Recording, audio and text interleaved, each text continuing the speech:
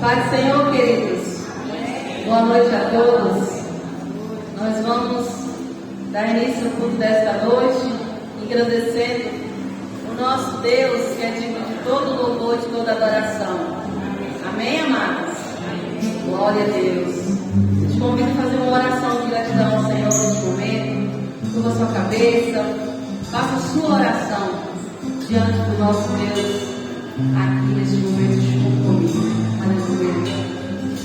Glória a Deus. Aleluia, Senhor. Graças te damos, Senhor. Glória a Deus. Aleluia. Dê graças a Ele. Glória a Deus. Te exaltamos, Senhor. Te exaltamos, ó Deus, nesta noite. Quero dar graças e graças, Senhor. Tudo que o Senhor tem feito sobre a minha vida, Senhor. Sobre a minha família, sobre a minha casa, Senhor. Sobre a nossa igreja, Senhor. Obrigado, Deus, por essa oportunidade de nos reunirmos aqui, Senhor. O propósito é te adorar, Jesus. O propósito é celebrar o teu nome, Deus querido. Que é digno de toda adoração, Pai. Toda adoração, Deus querido. O Senhor conhece o meu coração, os demais corações que aqui está, Senhor. Eu quero te pedir, Deus, visita cada um, Deus, de forma especial, Deus. Visita cada coração neste momento, Deus querido. Esvazia ele, Deus. Tudo aquilo que talvez o seu corre-corre durante o dia se encheu e tem atrapalhado neste momento a adoração diante de ti. Nós venhamos, ó Deus, depositar toda a nossa confiança em ti e nos alegrar somente em ti nesta noite, Deus. Porque essa oportunidade ela é única, ela não volta mais, Senhor. Este momento é agora, Deus. Eu tenho este momento para te adorar, Senhor. Eu tenho esta oportunidade de celebrar o teu nome e engrandecer a ti nesta noite, Deus. A cantar louvores, a salmodiar a ti, Senhor. Eu tenho este momento, Senhor, para dizer o quanto eu te amo, o quanto eu preciso de ti, Deus. Ah, Deus querido, todo-poderoso. Nós sabemos que este é o momento de celebrar a ti, Deus, de agradecer, engrandecer o teu nome, Deus querido. Enchemos de ti, Senhor, mais de ti, mais de ti. E dizemos quando nós te amamos. Eu te amo, Deus, eu te amo, Senhor, eu te amo. Graças e graças nós te damos, Deus, nesta noite. Eu te convido, igreja da graça, só da graça, glorificar e exaltar a este Deus que é digno do teu louvor, a este Deus que é digno da tua alegria. Querido, da tua alegria. Talvez o teu coração está triste, mas eu te convido a se alegrar no Espírito Santo. Eu te convido a se alegrar na presença do Senhor. Esqueça todos os problemas, esqueça toda a situação que tem te incomodado e se alegra agora, neste momento, na presença dEle, glorificando e exaltando a Ele. Este momento, Ele é único. Ele é único. Aleluia, glória a Deus. Nos alegramos nele, porque é nos dada a oportunidade de celebrar o nome dele, é nos dada a oportunidade de engrandecer a ele. Quando finalizar esse culto, você vai sair diferente. Todo dia, quando nós viemos nos reunir, nos encontrarmos, há uma mudança em nós, nós aprendemos mais. Nós aprendemos. Todo dia você muda alguma coisa em sua vida. Você ganha experiência, você aprende com suas quedas, com suas lutas, com suas dificuldades. E você quer prosseguir diferente.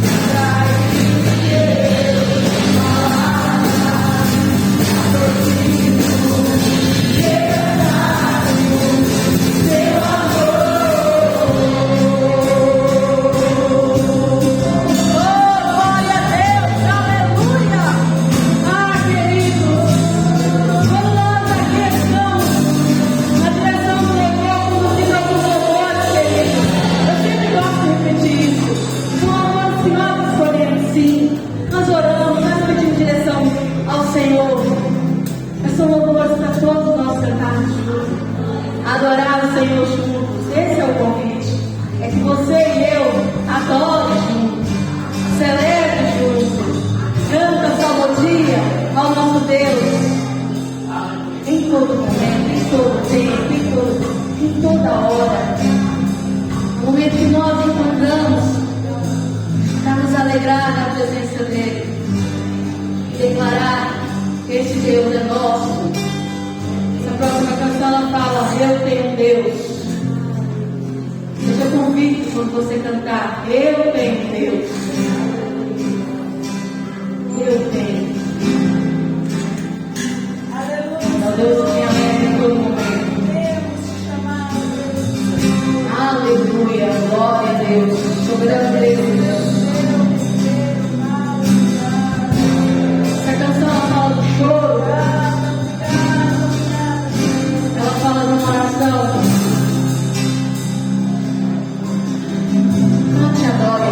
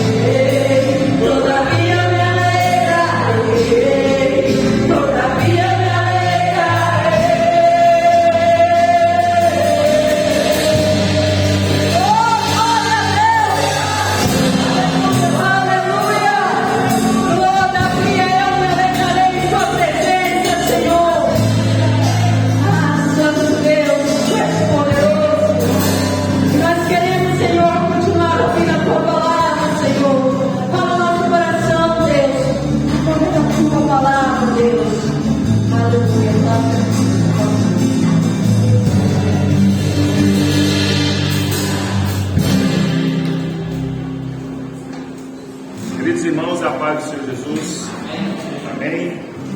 É bom estarmos juntos cultuando ao Senhor nosso Deus. Ele que é sempre bom, sempre digno de ser louvado, de ser adorado. E antes de nós lermos a palavra do Senhor, nós queremos orar. Queremos orar antes de ler a palavra, a fim de que a gente peça ao Senhor e que nos abençoe, que ministre aos nossos corações. Fale a cada um de nós, em nome de Jesus Cristo. Antes de nós orarmos, eu gostaria de conhecer os nossos visitantes. Você que nos visita, assim, tem um sinal na sua mão assim. Amém. Eu gostaria de você ficasse de pé nesse instante. E quero pedir, vamos lá, de pé para orar. Não só os visitantes, todos em pé. Isso. E eu gostaria que você, irmão da igreja, que saísse do seu lugar e orasse junto com o visitante, pedisse ao Senhor que abençoasse, continuasse abençoando ele através da palavra, que ministrasse a ele. Se é um convidado seu, saia do seu lugar e ore com essa pessoa e peça a Deus que abençoe nesse instante. Vamos lá, irmãos, pode ser 2 pessoas, ao lado de algum dos nossos visitantes, para orar e pedir a Deus que o abençoe em nome de Jesus. Vamos orar? Peça a bênção do Senhor nesse instante, em nome de Jesus. Em nome de Jesus. Amém? Vamos orar. Peça ao Senhor, abençoe a vida dessa pessoa que nos visita e peça por você mesmo para que o Senhor traga a sua palavra aos nossos corações em nome de Jesus. Pai Santo, graças te damos nesta noite. Obrigado por estarmos aqui. Obrigado pelo teu amor que é derramado em nossos corações pelo teu Santo Espírito. Nesta noite damos graças porque aqui louvamos o teu nome. E agora, Senhor, em continuidade, esse culto de adoração ao Senhor, nós queremos ouvir a tua palavra e pedimos que o Senhor fale aos nossos corações. Que o Senhor, ó Deus, nos conforte, nos console, que o Senhor, ó Deus, nos exorte, que o Senhor nos edifique através da tua palavra. Abençoa cada irmão aqui nesta noite, abençoa essa pessoa que nos visita, Senhor, que o Senhor alcance com graça, com ternura, que o Senhor os alcance com poder, que o Senhor os alcance, ó Deus, nesta noite com a tua misericórdia, falando ao coração de cada um, ó Deus. Todos nós ansiamos pelo Senhor, ansiamos pela tua palavra, que o Senhor nos alcance nesta noite, ministrando a cada um de nós. Abençoamos uns aos outros aqui, ó Pai, nesse instante, no nome poderoso de Jesus. Amém. Amém.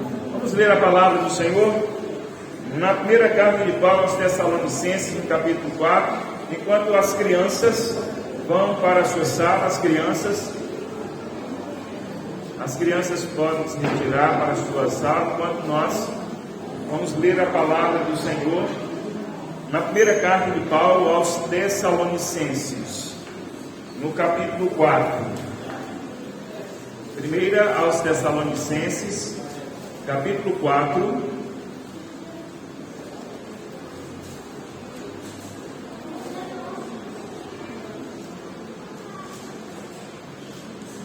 Primeira Tessalonicenses, capítulo 4, a partir do versículo 9.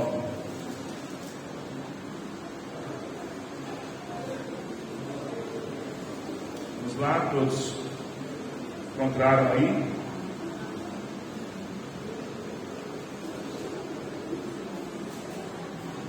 Amém? Todos encontraram? A palavra do Senhor nos diz assim: no tocante ao amor fraternal, não há necessidade de que eu vos escreva, porquanto vós mesmos estáis por Deus instruídos, de que devais amar-vos uns aos outros. E na verdade estáis praticando isso mesmo para com todos os irmãos em toda a Macedônia. Contudo, vos exortamos, irmãos, a progredirdes cada vez mais, e a diligenciardes por viver tranquilamente, cuidar do que é vosso e trabalhar com as próprias mãos, como vos ordenamos, de modo que vos porteis com dignidade para com os de fora, e de nada venhais a precisar. Amém. Que o Senhor nos alcance com a sua palavra em nome de Jesus.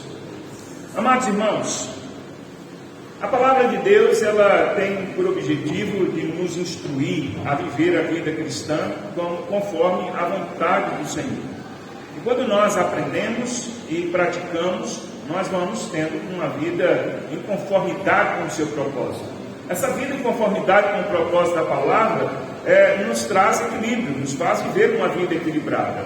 E tudo que nós ouvimos e tudo que nós lemos, tudo que nós aprendemos da palavra do Senhor vai nos trazer equilíbrio. E é, na verdade, isso que todo crente ou toda pessoa deseja, ter uma vida equilibrada. Na verdade, se perguntarmos às pessoas, não só pessoas crentes ou qualquer pessoa, se perguntarmos se tem uma vida equilibrada, muita gente haverá de dizer que tem uma vida equilibrada. Muita gente haverá de dizer que acha que sua vida é equilibrada. Mas, na verdade, nós precisamos ter uma vida equilibrada em conformidade à palavra do Senhor, conformidade às Escrituras. A vida equilibrada que eu quero ter é uma vida equilibrada, pautada nos ensinamentos da palavra, porque esses ensinamentos são verdadeiros e nos traz, de fato, uma vida equilibrada.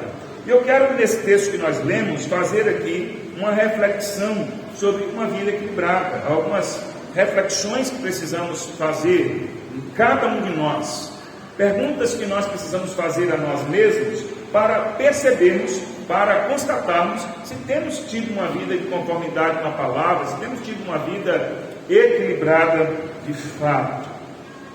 Paulo nos escreve aqui ao dizer aos Tessalonicenses que esses irmãos tinham uma vida fraternal equilibrada, que esses irmãos não precisavam ser instruídos na vida fraternal, porque eles faziam isso, eles praticavam, e aliás eles exerciam isso na prática, em sua volta e com todas as pessoas que eles podiam alcançar, nos diz aqui a palavra do Senhor. Mas Paulo diz assim: olha, apesar de vocês terem uma vida fraternal, em que vocês têm recebido do Senhor esse ensinamento, não só têm aprendido, mas têm praticado essa palavra, têm praticado esse dever da vida fraternal, de amar um ao outro, de amar o próximo, de alcançar o próximo. Não obstante vocês terem essa prática, vocês precisam progredir. Eu exorto a vocês, chamo a atenção de vocês, de que vocês precisam progredir cada vez mais. Cada vez mais. Então Paulo sabe que uma vida equilibrada não basta apenas saber que é necessário ter um amor fraternal, saber que isso precisa ser exercido na prática, mas Paulo chama a atenção, Paulo diz: eu vos exorto, eu chamo a atenção de vocês para que vocês cresçam cada vez mais, progridam cada vez mais nessa direção de amar o próximo, de exercer aquilo que vocês aprenderam, porque uma vida equilibrada é uma vida que está em constante progresso. Não é uma vida que estagna, que para, que diz: alcancei o equilíbrio. O equilíbrio não é alguma coisa que se alcança, é alguma coisa que você mantém, é alguma coisa que você cultiva, exercita em todo tempo. E Paulo ainda diz mais: eu quero que vocês sejam diligentes no viver tranquilo.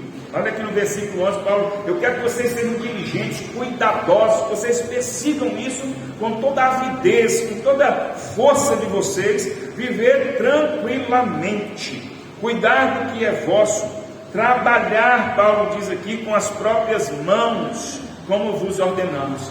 Algumas pessoas aqui entendem que lá aqui no Novo Testamento, lá em Tessalônica, esses irmãos, eles estavam tendo algum tipo de dificuldade. Possivelmente eles estavam vivendo uma realidade que aguardavam a volta de Jesus, e alguns começaram a negligenciar a própria vida, a não cuidar da própria vida, ou seja, eles começaram a não trabalhar. E além do mais, havia aqueles que exerciam o amor fraternal, o cuidado, o cuidado pelo próximo, e que muitos acabaram descansando nessa verdade, nessa realidade. É aquilo que nós chamamos hoje de aquelas pessoas que ficam escorando nas outras, esperando pelas outras. Havia essa realidade ali, e Paulo então ele diz aqui que esses irmãos deveriam diligentemente viver uma vida tranquila, não uma vida conturbada. Jesus vai voltar, eu preciso dos outros, eu não vou fazer mais nada, e acabaram vivendo uma vida conturbada. Paulo está dizendo: vivam vida tranquila, cuide do que é vosso, trabalhe com as próprias mãos, como nós já ordenamos a vocês. Então Paulo está dizendo aqui que esses irmãos deviam ter esse cuidado com a própria vida. Concluindo, ele disse: de maneira que, de modo que vos porteis com dignidade para com os de fora, ou seja, os descrentes, e que nada venhais precisar. Que vocês tenham um bom testemunho dos de fora com a vida que vocês levam, com a vida que vocês testemunham. Então Paulo faz essas recomendações, e aqui, é claro, nessa porção da palavra de Deus, a gente entende que Paulo tem um propósito, como em todo o ensinamento da palavra, de nos ensinar e de nos apontar na direção de uma vida equilibrada. Todos nós precisamos dessa vida equilibrada. Quando nós refletimos na palavra e enquadramos a palavra nas nossas vidas, ou nos enquadramos com a palavra, melhor dizendo, nós refletimos na palavra e comparamos, nos confrontamos com a palavra, nós temos a chance de observar se nós estamos tendo vida equilibrada. Chegaremos a essa conclusão se percebermos que nós nos encaixamos com a palavra, se nós estamos condizentes com a palavra, se nós nos moldamos à palavra. Não o contrário, a palavra se moldar a nós, a palavra se encaixar nas nossas vidas. Nós é quem precisamos aprender, nós é quem precisamos nos moldar aquilo que é o ensinamento da palavra. Eu quero fazer algumas perguntas para que a gente faça aqui, para que a gente tenha algumas reflexões diante deste texto. A primeira é: o que não é necessário que eu seja ensinado? Essa é uma ótima questão que nós precisamos fazer para nós mesmos, uma pergunta que nós precisamos fazer para nós mesmos. Paulo diz aqui que no tocante ao amor fraternal, não há necessidade de que esses irmãos recebam algum ensinamento dele, porque esses irmãos estavam sendo instruídos pelo próprio Deus a amar uns aos outros. Esses irmãos haviam aprendido e eles abraçaram esse ensinamento, de modo que Paulo diz assim: não é necessário eu escrever a vocês. Paulo diz que esses irmãos, eles se tornaram exemplo para as outras pessoas, aqui no início da sua carta. E aí, quando a gente lê esse texto, a gente fala assim: que coisa maravilhosa, que coisa espetacular na vida dessas pessoas. Não é outra pessoa senão o apóstolo Paulo. O apóstolo Paulo, um homem levantado por Deus para instruir a igreja, um homem que tinha um conhecimento vasto, um homem de uma vida espiritual irretocável, e ele olha para esses irmãos, ele percebe que esses irmãos não têm a necessidade de ele escrever para esses irmãos, a fim de instruí-los no amor fraternal. Não é outra coisa senão o maior mandamento que nós recebemos. Se nós lermos aqui toda a palavra de Deus, nós vamos chegar à conclusão, claro, não é uma conclusão por inferência, por tabela, não é uma conclusão assim secundária, é uma conclusão clara, objetiva, de que o nosso maior objetivo, o nosso maior alvo é o amor fraternal, é amar uns aos outros. Se nós amamos uns aos outros, é porque nós percorremos por todos os outros caminhos, é porque nós fizemos o dever de casa. Então se trata da nossa ação principal, da nossa ação central, o amor fraternal. E Paulo diz a esse irmão: senhora, vejam, eu tenho certeza que não é necessário eu vos escrever. E eu pergunto então: o que não é necessário que eu seja ensinado, que você seja ensinado? Eu não sei se você tem uma resposta para isso. Eu não sei se você tem uma resposta tão clara e objetiva como Paulo tinha aqui, a certeza de que esses irmãos não precisavam ser ensinados a respeito do amor fraternal. mas é uma ótima pergunta para nós refletirmos e pensarmos. Ou seja, o que eu faço de bom? O que eu faço que está equilibrado na minha vida? O que eu faço de modo que eu posso olhar para mim mesmo e que eu não preciso ser instruído nisso daqui, porque é algo que eu já sei. E não se trata de soberba, não se trata de bater no peito e dizer assim, eu sei, eu não preciso aprender de ninguém. Até mesmo porque a gente vai ver que o saber disso não estagna, como eu disse, não para, não trava a pessoa. Esses irmãos exerciam o amor fraternal, mas isso não significava que eles estavam parados, eles estavam crescendo, eles estavam caminhando, eles estavam cultivando, como nós já falamos aqui. O que então que nós podemos olhar para nós e falar assim, eu estou no caminho certo? Isso é algo que eu aprendi, é algo que eu sei, é algo que está na minha vida, está no meu coração, é algo que eu abracei na minha vida como a verdade da palavra de Deus e tenho vivido baseado nisso. É claro que nós olhamos para as nossas vidas e sabemos que existem coisas que nós precisamos melhorar, coisas que nós precisamos aprender, coisas que nós precisamos mudar. Nós precisamos fazer essa reflexão, dizer o que em mim não é necessário que eu seja ensinado, porque eu já aprendi. Fazendo essa reflexão, a gente tem condição de fazer uma autoavaliação.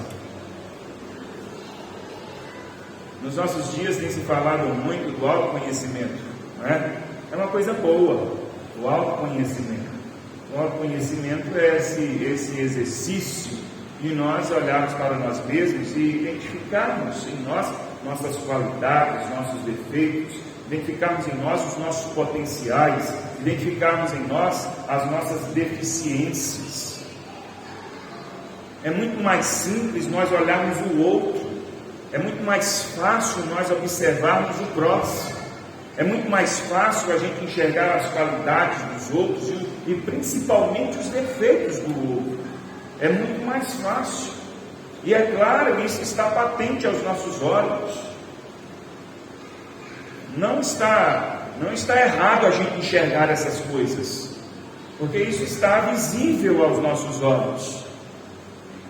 Nós erramos quando nós tratamos de modo inadequado e essas observações nossas. Quando nós tratamos de modo inadequado que nós observamos nos outros. Mas não quer dizer que está errado a gente observar. Afinal de contas, com o convívio, a gente conhece as pessoas, conhece as qualidades e os defeitos. Nós não podemos fazer disso um embaraço para nós, um problema para nós, um problema para os nossos relacionamentos. Mas muito mais importante é nós olharmos em nós mesmos, o que eu tenho aprendido, o que eu tenho consolidado na minha vida como aprendizagem, o que eu preciso melhorar. Quando nós fazemos essas reflexões, quando nós temos a capacidade de nos olhar no espelho, de olharmos para nós mesmos e constatarmos quem nós somos, o que nós aprendemos, o que a gente precisa melhorar, ou o que nós não temos, nós temos condição de ter uma vida mais equilibrada. A segunda reflexão que eu quero fazer é o que realmente tenho praticado. Porque Paulo, ele faz aqui uma distinção daquilo que os irmãos não precisam ouvir. Ele não precisa escrever, ele não precisa instruir, ele não precisa transmitir conhecimento para esses irmãos. Paulo está dizendo assim, olha, a respeito do amor fraternal, vocês conhecem, vocês são instruídos, vocês sabem. Mas veja que no versículo 10, Paulo diz, e na verdade, Paulo está assim, no mais, além de conhecer, além de ter a instrução, vocês praticam isso mesmo para com todos os irmãos em toda a Macedônia, em todo o país de vocês. Ou seja, além de vocês serem instruídos, além de vocês conhecerem, além de vocês saberem, vocês vivem isso na prática. Vocês exercem, vocês realmente praticam isso. E aí a pergunta que nós precisamos fazer para refletirmos é: o que realmente eu tenho praticado? O que realmente eu transformo em ação? O que realmente eu conheço, sou instruído e faço? Porque é isso que vai nos trazer equilíbrio. É o quanto nós conseguimos praticar, o quanto nos esforçamos, nos dedicamos a colocar na prática aquilo que a gente sabe. Muitas vezes nós nos traímos, muitas vezes nós nos sabotamos e falamos: mas eu não consigo, eu sei o que é certo, eu sei o que devo fazer, mas não consigo perseverar, não consigo fazer, não consigo manter, eu não consigo seguir adiante. Eu acabo me traindo, eu acabo me sabotando, eu acabo não concluindo, eu acabo não perseverando naquilo que eu sei que preciso fazer.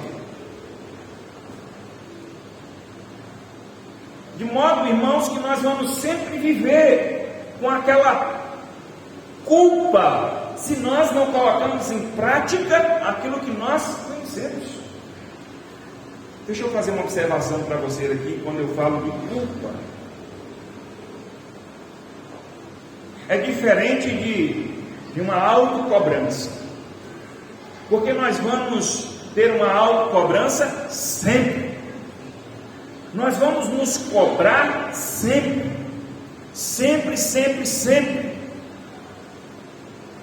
Todo crente ou toda pessoa precisa saber disso. Toda pessoa que deseja ter uma vida equilibrada, toda pessoa que deseja melhorar de vida, ela vai viver com uma cobrança constante. Toda pessoa que reflete na vida e sabe que precisa progredir, sabe que precisa melhorar, sabe que precisa praticar aquilo que sabe, vai ter uma cobrança sempre. Eu já disse para os irmãos que quando eu era assim, jovem, adolescente, eu achava assim: eu vou ler a Bíblia, eu vou orar e vou me tornar um crente espiritual. Eu achava que é como se eu fosse subir um monte, chegar ao pico desse monte, e ali eu estava no auge, e ali eu cheguei ao ponto final, ao estágio mais alto, e eu alcancei o que eu queria. Agora eu sou o crente que eu desejo ser. Eu achava que era assim. E com o passar do tempo, eu fui percebendo que o pico desse monte parecia ser mais longe do que eu imaginava. E eu comecei a perceber que parece que não chegava. Parece que tinha alguém mudando aquilo de lugar. Parece que eu me esforçava e subia, e parece que eu estava assim: estou vendo o final. Parece que alguém chegava e aumentava esse monte. E essa montanha foi se tornando cada vez maior. Foi quando comecei a perceber que ninguém chega lá. Que na verdade a vida toda nós estamos nessa caminhada. E na verdade a gente nunca vai chegar a um lugar onde vai dizer assim: alcancei, cheguei, concluí. Isso só no final das nossas vidas. Porque na verdade nós vamos viver sempre nos cobrando a praticar aquilo que nós sabemos. Nós vamos viver sempre nos cobrando. Então, essa cobrança nós vamos conviver sempre com ela. Diferente de culpa. Culpa é diferente. Culpa é quando nós tivemos todas as oportunidades de praticar, sabemos que precisamos praticar, sabemos o que devemos fazer e não fazemos, nos sabotamos, nós rejeitamos. E aí a gente para e diz assim: eu poderia estar vivendo, eu poderia ter feito, estava no meu poder de fazer e eu não fiz. E aí não é uma cobrança para que a gente vá adiante, mas a culpa porque nós não fizemos. Não é então a cobrança olhando para frente, é a culpa porque olhamos para trás e falamos assim: eu estou em falta. Eu tenho uma vida deficiente porque eu não fiz o que eu deveria fazer. O que realmente nós praticamos? O que nós sabemos? O que nós conhecemos? É pensando nisso que nós conseguimos pensar, entender uma vida equilibrada melhor. E aí, dentro do que nós já falamos, só para reforçar, uma outra questão: eu exercito o progresso? Nós já falamos aqui, a gente precisa progredir sempre. Uma vida equilibrada, ela não chega ao ponto final. Uma vida equilibrada, ela não para de caminhar, de crescer. Ela não para. Então, como nós falamos aqui na quinta-feira, né? Nós falamos aqui que a vida do crente não é como um ouro que você tem, uma peça de ouro que você guarda e ela está ali, todo o tempo com o seu valor. Ao contrário, diz que é como a nossa saúde, não é? Os irmãos estavam aqui na quinta-feira, é como a saúde, você faz o exame, aqueles exames médicos, e aí está tudo ok. Aí você fala que o médico olhou aqui, está tudo ok meus exames. Aí você guarda aqueles exames. Aquilo não vai estar guardado como uma peça de ouro. A peça de ouro passou um ano, ela está lá como ouro, sendo valiosa. Agora os exames que você fez, você vai guardar depois de um ano. Você olha assim, não, meus exames estão tudo como aqui eu fiz. Aqui, ó, está assinado aqui, ó. Está aqui, olha, o médico olhou, está tudo ok. Aí passam 2 anos, fala, meus exames estão aqui, eu ainda tenho, não perdi não. Vale? Não vale. Sua saúde é dinâmica, você cuida todos os dias. Se você não continuar cuidando, não tem o mesmo valor. Nós falamos isso aqui na quinta-feira. Por isso Paulo diz assim, então o amor fraternal que vocês conhecem, que vocês cultivam, que vocês praticam, vocês precisam progredir. Eu exorto a vocês. Paulo está falando tão bem desses irmãos que de repente ele usa a palavra exortar. Exortar aqui é chamar a atenção com força, com veemência, com seriedade. Eu exorto a vocês, é como você, não é um pedido, é uma ordem a vocês. Progridam cada vez mais. Ou seja, não pare, continue aprendendo, continue praticando, continue cultivando o amor fraternal, para que vocês tenham uma vida equilibrada. E eu quero aqui apenas pontuar aqui a questão que eu coloquei aqui de exercitar o progresso. O progresso é uma coisa que nós exercitamos.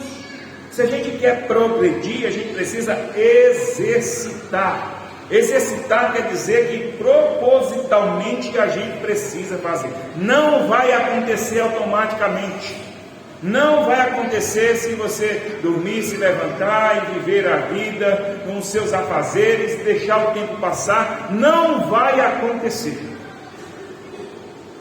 Nós só progredimos se nós exercitarmos, se nós fizermos alguma coisa.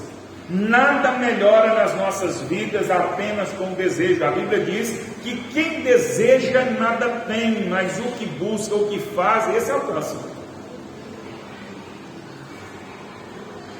Às vezes nós temos muitos planos, muitos desejos, a gente tem sonhos, e isso é ótimo, isso é bom.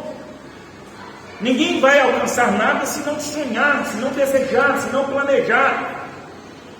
Ninguém vai sair do lugar se não tiver esse desejo de alcançar alguma coisa, de chegar a algum lugar, de planejar, dizer eu quero, eu vou alcançar, e sonha e pensa em muitas coisas. Mas aqueles que ficam só nessa condição, nessa etapa, ficam só no sonho, só no desejo, só na reflexão, esse não vai alcançar nada. Se não colocar o pé no caminho, começar a andar, começar a praticar, começar a fazer alguma coisa, começar a usar o que tem, né? Usar o que tem é o que eu falo sempre aqui, né? Usar o que tem é você fazer alguma coisa, mesmo não sendo dentro das realidades mais adequadas, ou a realidade mais desejada. Porque tem gente que só faz se estiver dentro daquele padrão. Entendeu? Tem gente que só faz se estiver dentro daquele padrão, se estiver dentro daquela realidade. E isto não vai funcionar assim. Ah, porque se eu tivesse tal coisa, se eu tivesse... Entendeu?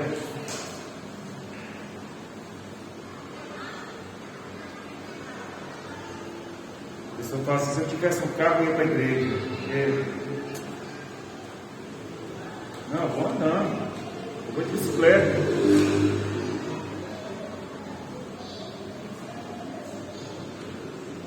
Ah, porque se eu tivesse dinheiro, eu faria tal coisa. Não, faz o que você tem. Se eu tivesse dinheiro, eu ajudaria as pessoas. Eu ia comprar um tanto de cesta básica, dar para os famintos. Eu ia ajudar as pessoas na saúde delas. Ah, eu faria. Se eu fosse rico, eu ia fazer muita coisa, ajudar as pessoas. Não ia nada. Se você não faz com o que você já é, com o que você tem, você não ia fazer. Quem não faz com pouco, não faz com muito.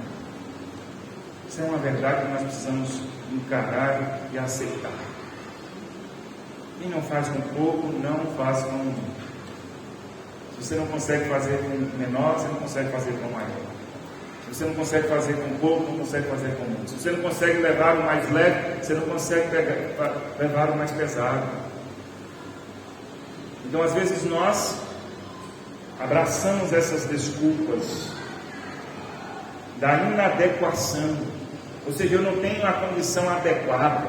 Isso é uma desculpa. Uma desculpa, muitas vezes, que nós acreditamos mesmo. Quando eu digo desculpa, não quer dizer que deliberadamente a gente está mentindo. Às vezes a gente acredita nisso mesmo. Nós nos enganamos mesmo, achando que nós não podemos, que nós não temos capacidade, porque a gente não tem a condição adequada.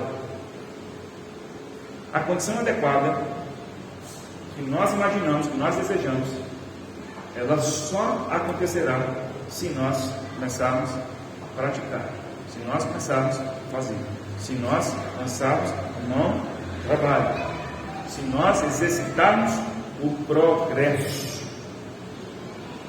Ninguém que não trabalha, ninguém que não faça, ninguém que não exercita vai alcançar as metas.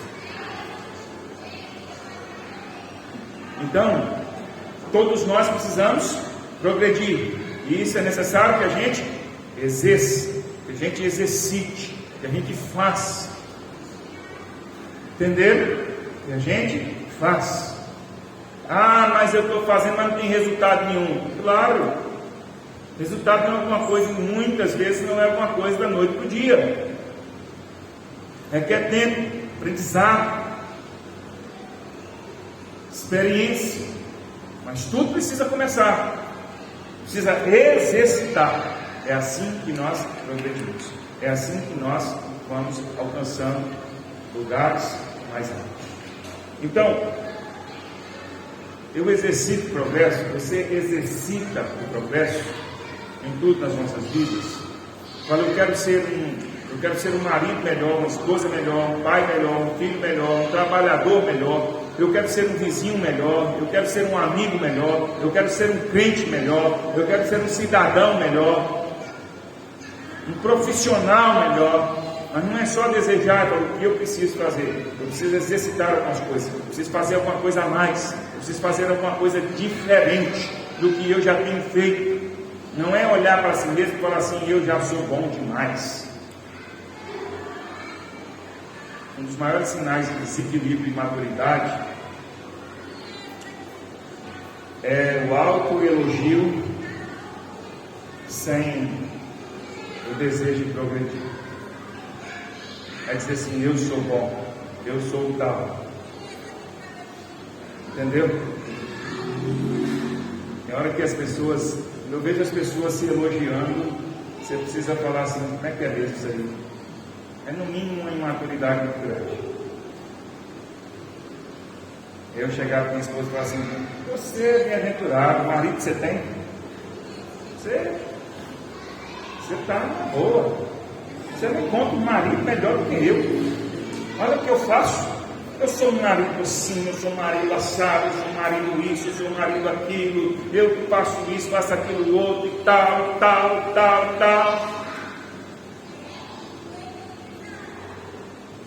Eu posso ser tudo isso. Mas o que eu estou querendo dizer? Não cobre de mim nada, não espere mais nada de mim. Você já tem demais, eu já sou demais para você. Eu não preciso crescer, eu não preciso progredir, eu não preciso fazer mais nada. Não é? É isso que eu estou dizendo. Eu estou dizendo que você não merece mais do que eu já sou. E a gente não progride. É o crente que chega e diz assim, mas eu vou em todos os cultos, eu amo os irmãos, eu respeito os irmãos, eu amo o pastor, eu sou contribuinte na igreja, eu participo de todos os trabalhos na igreja, eu sou uma pessoa fiel a Deus. O que você quer mais de mim? O que você pode esperar mais de mim? Ou seja, você já chegou lá naquele pico da montanha e parece que você entende que chegou lá, mas você só está enganado que você não chegou lá. Você precisa continuar progredindo. Então você pode sim olhar para as suas qualidades, você pode sim olhar para você mesmo e falar assim, eu tenho feito isso, sou aquilo outro, eu tenho essa qualidade e tal, mas eu preciso continuar progredindo, eu preciso continuar crescendo. Se eu sou um bom marido, eu preciso continuar exercitando para ser um marido melhor. Se você é uma boa esposa, eu preciso continuar um bom filho. Você é um bom trabalhador, você é um bom amigo, um bom cidadão, mas eu preciso continuar aprendendo. Rapidamente, mais duas reflexões. Eu sou responsável por minha própria vida, é outra reflexão que nós precisamos fazer. Dentro do que nós falamos no versículo 11, aquelas pessoas receberam de Paulo a seguinte exortação: vocês devem ser diligentes no viver tranquilamente, cuidar do que é vosso e trabalhar com as próprias mãos, como vos ordenamos. Ou seja, sejam responsáveis pela vida de vocês. Não fiquem escorados nos outros, não fiquem só esperando pelo outro, não fiquem só aguardando o outro, não fiquem sugando do outro o tempo todo. E mais, a vida cristã, aguardar a volta de Jesus, nunca foi um ensinamento para que nós baixemos a guarda, para que nós cruzemos os braços. Jesus nos ensina que nós devemos estar vigiando sempre. O dia, a hora ninguém sabe, então a gente tem que trabalhar, tem que viver a vida. No dia que Jesus voltar, voltou. Nós não sabemos, precisamos cruzar os braços para Jesus estar voltando, não precisamos fazer mais nada, não precisamos. A vida cristã não nos dá qualquer ensinamento ou direito para que a gente cruze os braços, para que a gente viva vida negligente. A gente precisa viver a vida diligente, cuidadosamente trabalhando, sendo responsáveis por nossas vidas, sendo responsáveis pelo nosso viver. Paulo está dizendo isso. Isso a gente vai ter uma vida equilibrada assim. Receber a ajuda um do outro é algo muito bom. É muito bom mesmo. Não se trata disso aqui. Nós podemos, não só podemos, nós devemos ajudar uns aos outros. Quem de nós nunca precisou do outro? Quem de nós nunca precisou do que o outro sabe, do que o outro faz, do conhecimento do outro? Quem de nós nunca precisou do trabalho do outro, da ajuda do outro? E é muito bom quando nós nos ajudamos, é muito bom quando nós compartilhamos das nossas vidas uns com os outros, de muitas formas, de muitas maneiras. Isso é bom, é saudável, é abençoador, é equilibrado. Mas não é saudável quando nós simplesmente negligenciamos a vida e vamos vivendo de qualquer maneira e aprendemos a viver sempre na dependência dos outros.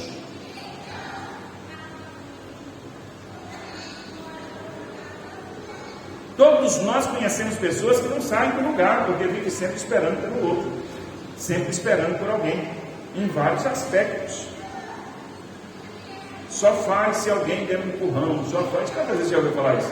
Fulano não sai do lugar, fulano só faz se for aos empurrões, fulano só faz se for dessa forma, fulano só fica dependendo de alguém. Se alguém não for lá para fazer alguma coisa, para levar alguma coisa, não sai do lugar, não faz coisa alguma e por aí vai.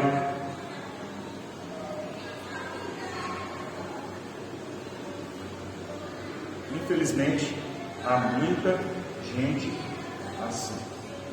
É um assunto um tanto delicado, porque tantas vezes a gente dá a impressão de que a gente está sendo indelicado e que às vezes podemos ser até ofensivo. Eu não estou aqui dizendo que não tem gente vivendo uma realidade difícil, que gente que vive realidade diferente de outros, gente que tem que lutar muito mais do que outros. Isso é uma realidade. No aspecto material, gente que tem uma condição muito mais inferior, que vive na realidade da pobreza. Não estou dizendo isso, não estou desmerecendo, não estou virando as costas para essa realidade. Eu estou apenas falando que nós não podemos ter a atitude, o espírito de comodismo, em que a gente vive escorado nos outros.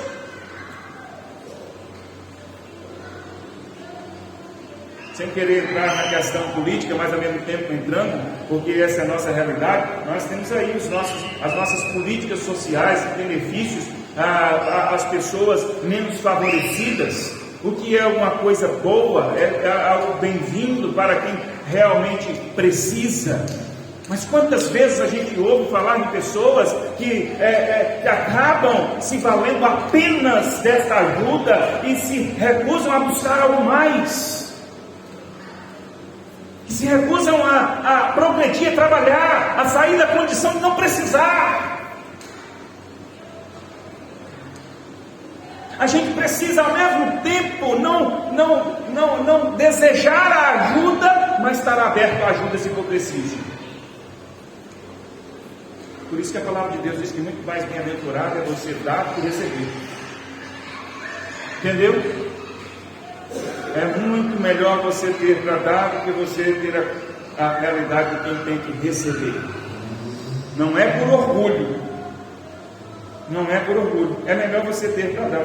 Eu quero mais ser aquele que dá, que doa, do que aquele que recebe. Se tiver que ser a pessoa que recebe, eu quero ter a humildade, o coração aberto, os braços abertos para receber, para ser ajudado. E é muito bom. Mas muito melhor é você ser quem dá, quem doa, quem estende a mão. Isso significa que você é a pessoa que não está naquela condição, naquele momento, que precisa receber.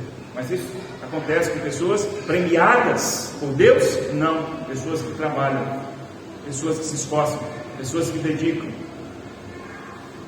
É isso que a palavra de Deus está dizendo. Pessoas que são responsáveis pela própria vida. Ah, pastor, mas existem pessoas que trabalham, dedicam, são responsáveis, mas que têm uma vida difícil. É verdade. E eu não estou falando dessas pessoas. Eu não estou falando aqui de quantidade de dinheiro. Eu não estou falando aqui de extrato social. Eu não estou falando aqui de quem é rico e quem é pobre. Não estou falando disso. Eu estou falando de atitude, de comportamento. Eu estou falando que ter uma vida equilibrada é você ser responsável por você mesmo, com pouco ou com muito, na pobreza ou na riqueza, sendo ajudado ou não por alguém.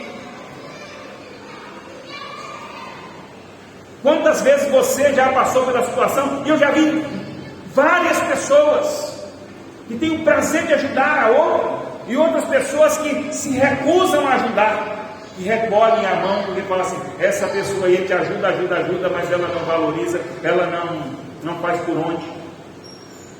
O contrário é que você ajuda alguém e aquela pessoa valoriza o que você ajudou, e ela está trabalhando, ela está se esforçando, ela está correspondendo, e você fala assim: olha, eu ajudo, e a pessoa, você estende a mão e a pessoa ela dá um passo. Você já viu aquelas pessoas que estão assim, cambaleando, aí chega alguém assim: vem cá.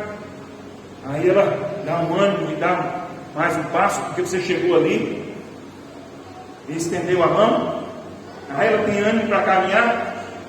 Agora o contrário, tem aquelas pessoas que estão assim meio cambaleando, aí você chega aqui e estende a mão aqui, aí ela,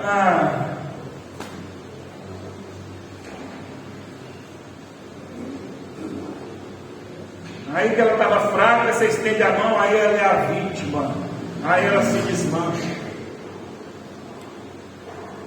É igual aquelas crianças, isso é coisa da nossa natureza. Já viu a criança quando ela caiu ali? Não foi nada assim absurdo, ela caiu ali. Aí o pai, oh meu Deus do céu, meu filho, vem cá. Então, aí a criança abre a boca e começa a chorar porque você fez aquele alarme. Machucou, vou beijar, passará e tal, e aquele negócio todo. E aquela criança vai crescendo, uma criança muito fragilizada, que não aprende a se levantar, não aprende a encarar suas dores. Vai crescendo uma criança que vai sempre esperar que alguém a socorra. Eu tenho 3 filhos, eu sei bem o que é isso.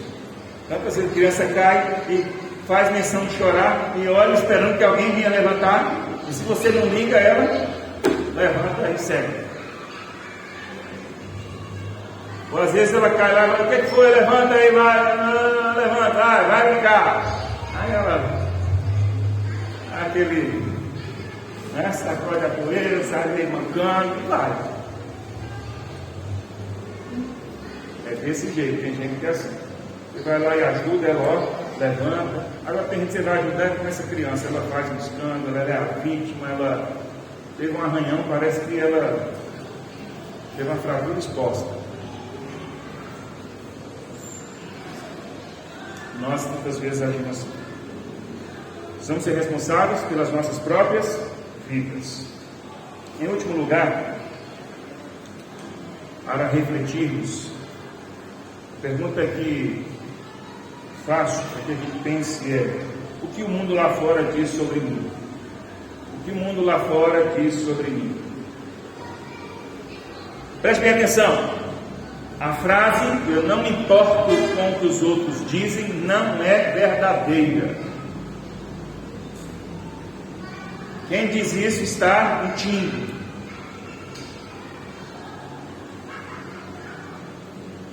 Quem diz isso está mentindo. Eu não me importo com o que os outros dizem, o que os outros pensam de mim. Isto não é verdade.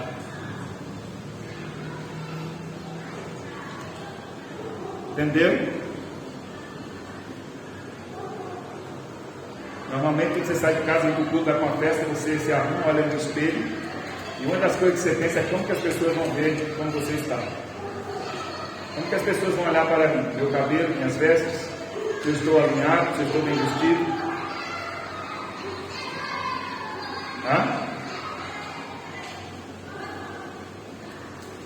Isso para citar um exemplo bem simples. Nós não vivemos em função das pessoas de modo geral. Isso sim. Nós não vivemos em função das pessoas de modo geral. Mas nós nos importamos com o que as pessoas dizem, com o que as pessoas pensam de nós. Aliás, isso é um dever nosso. Sabe por quê? Porque nós não vivemos isoladamente. Nós não vivemos sozinhos. Nós necessitamos pensar no que as pessoas pensam de nós. Nós precisamos nos importar em como as pessoas nos veem. Eu não falo do nosso cabelo, da nossa roupa. Eu não falo de coisas simples, coisas até fúteis, banais. Mas o que nós representamos para as pessoas. Isso começa em casa. Paulo diz aqui, de modo que não vos porteis, de modo que vos porteis com dignidade para com os de fora, e nada venhais a precisar. Nós temos que viver de modo digno diante das pessoas. Então eu preciso me importar sim, do modo como eu vivo diante de você, do modo como você vive diante dos outros. Como disse, isso começa dentro de casa. Como você viveria se eu dissesse assim: eu não estou nem aí com o que minha mulher pensa de mim, com os meus filhos pensam de mim. Eu não estou nem aí como eles me veem. Eu não me importo com o que eles pensam de mim. Eu não me importo como eles me enxergam. Não estou nem aí. O que vocês diriam sobre mim como pastor? Eu não me importa o que vocês pensam de mim. Não me importa como vocês me veem. Eu não estou nem aí para o que vocês pensam. Vocês vão dizer o quê? Vão dizer isso aí, pastor. É isso aí, você vai dizer isso aí, firmeza. Gostei de ver. Isso aqui é segurança. Isso aqui é determinação. Isso aqui é personalidade. Você dizer isso. Você dizer isso. Aparentemente pode parecer isso. Personalidade, determinação, segurança. Mas não. Isso beira mais a soberba, altivez. Isso beira mais a uma vida isolada, sem amor fraternal, sem pensar no outro. Como que eu não me importo com você?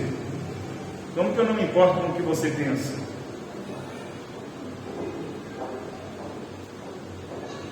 Não é? Se você realmente vive assim, acha que é assim, chega para o seu filho e fala assim: eu não te amo, você não presta, eu não me importo com você, não estou nem aí para você. O que você pensa, o que ele vai pensar de você, o que ele vai ver em você, para você não faz diferença. Você diz isso para seu filho? Não. Você está preocupado em transmitir as ideias certas. Você cuida para transmitir os valores corretos. Você diz para os seus filhos que você ama. Você transmite segurança para os seus filhos. Você transmite harmonia, amor para os seus filhos.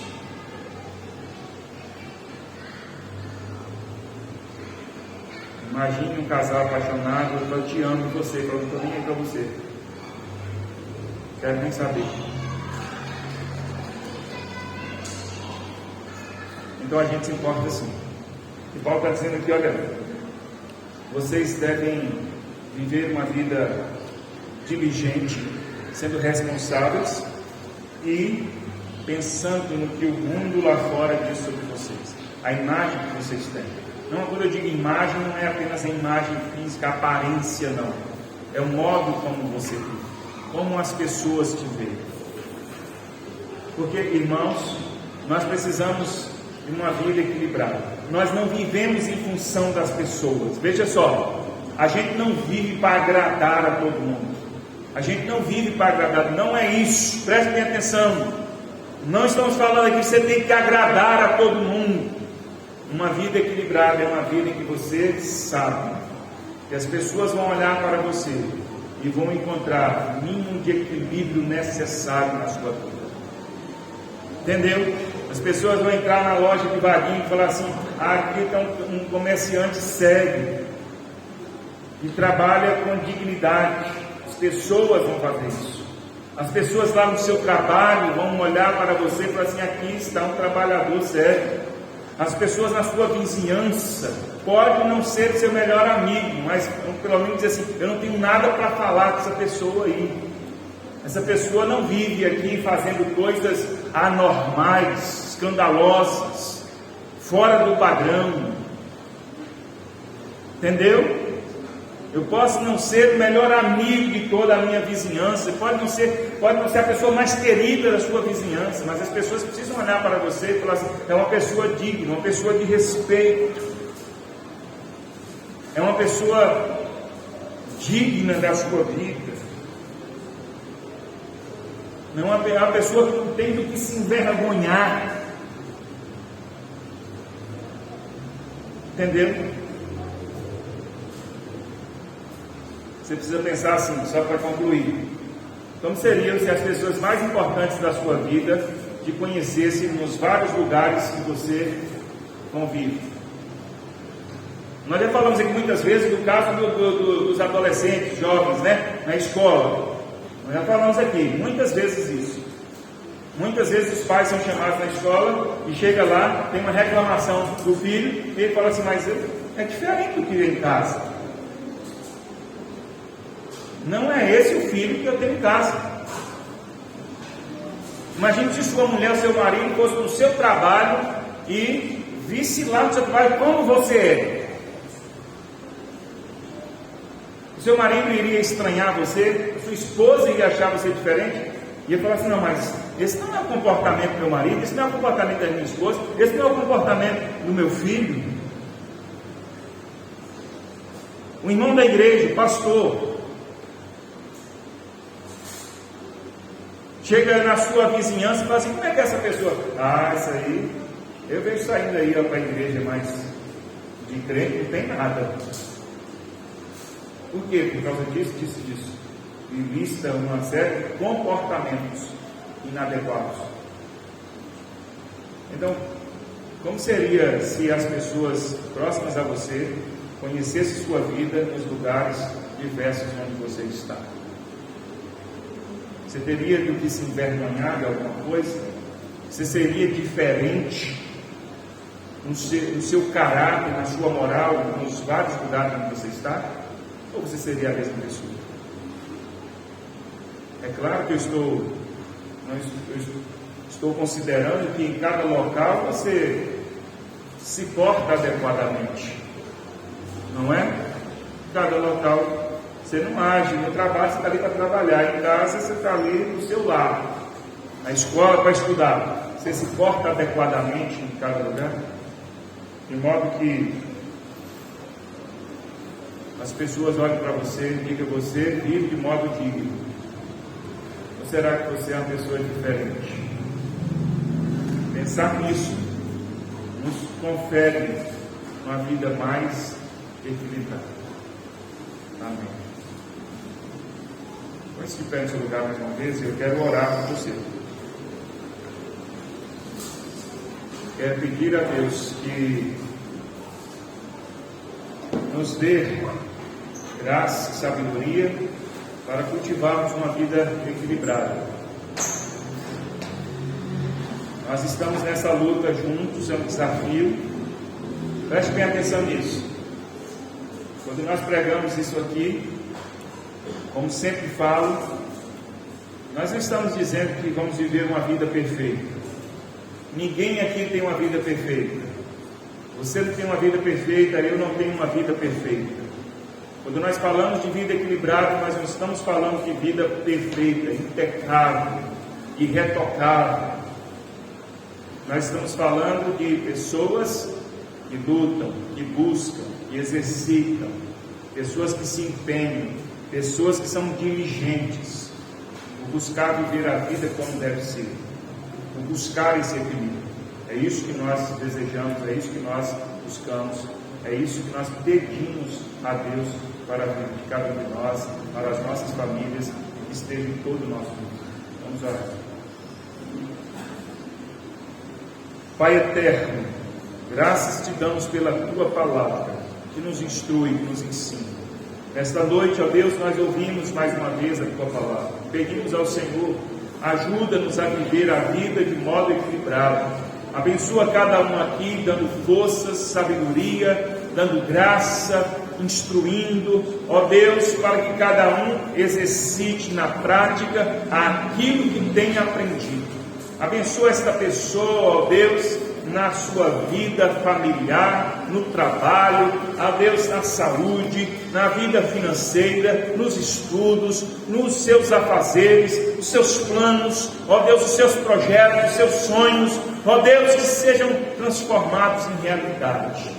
De modo, ó Deus, que esta pessoa seja sempre bem-aventurada, seja próspera, seja feliz, que, ó Deus, seja uma pessoa honrosa, seja uma pessoa, ó Deus, benquista, seja uma pessoa que viva de modo digno em todos os ambientes, ó Deus, que convive. Que, ó Deus, exerça sempre o amor fraternal acima de todas as coisas, amando ao Senhor, amando ao próximo, vivendo a tua palavra. Nós pedimos a tua bênção sobre cada um aqui neste lugar, em nome de Jesus. Que a tua graça esteja sobre todos nós. Amém. Amém. Vamos cantar o cântico. Enquanto os irmãos do louvor cantam, você que trouxe sua contribuição, traga em honra, gratidão e louvor ao Senhor nosso Deus.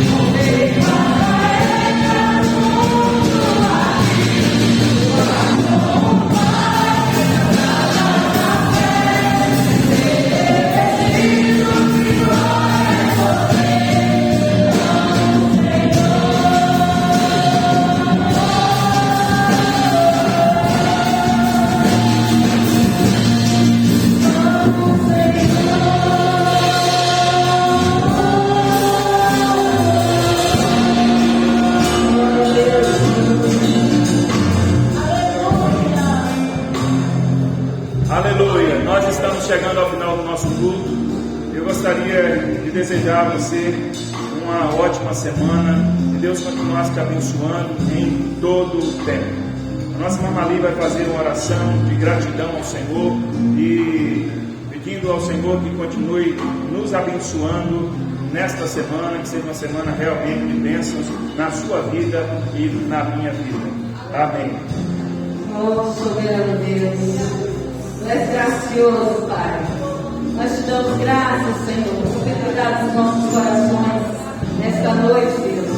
Muito obrigada, Deus, por falar aos nossos corações, por nos exortar, Senhor. E nós queremos, ó Deus, sairmos daqui com essa palavra em nosso coração, Pai, para continuarmos a nossa caminhada contigo, Deus, o nosso dia a dia, Senhor. Deus, nós agradecemos por cada vida que aqui está, Senhor. Nos dá uma semana de graça, de paz, debaixo da corrupção, ó Deus. Assim nós entregamos, ó Deus, esse culto desta noite. Muito obrigada, Deus, por tudo. Ah, meu querido, Deus abençoe a sua vida. Amém. Que uma boa semana.